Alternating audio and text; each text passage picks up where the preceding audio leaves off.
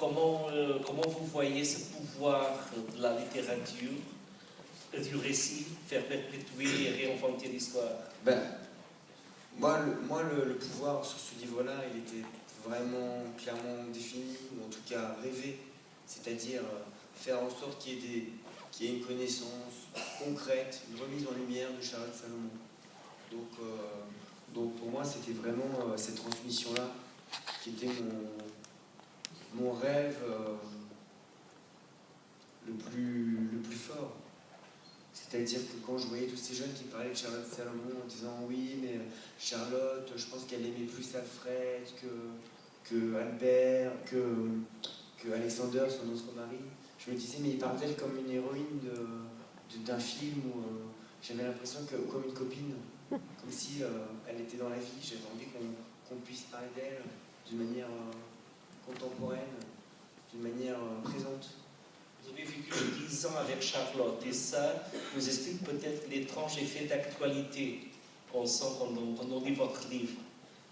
Parce que c'est une histoire qu'on associe à un moment historique, bien sûr, mais en même temps, on est présent, on est là dans l'histoire, quand on lit votre livre aussi. Oui.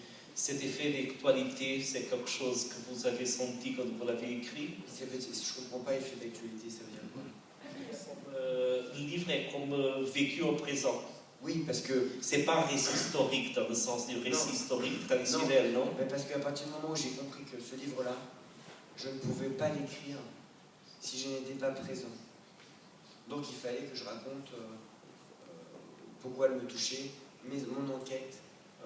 Il fallait que du coup il y ait une dimension présente, actuelle, qui était l'histoire, c'est à la fois l'histoire de Charlotte, et c'est l'histoire d'un homme qui admire Charlotte et qui veut écrire sur elle, et qui part à sa recherche, qui part sur ses traces pour recomposer sa vie, et pour essayer de la comprendre, et quelque part pour essayer de la rencontrer.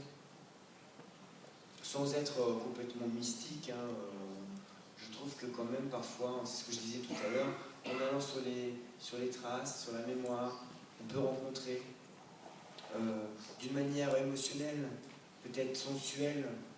J'ai l'impression que le passé existe encore, à travers les murs, à travers les lieux. Je crois beaucoup en ça.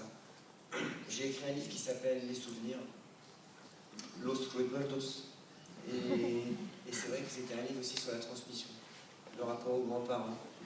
Comment on doit comprendre le passé, avoir un lien au passé permanent pour pouvoir se composer et comprendre le présent.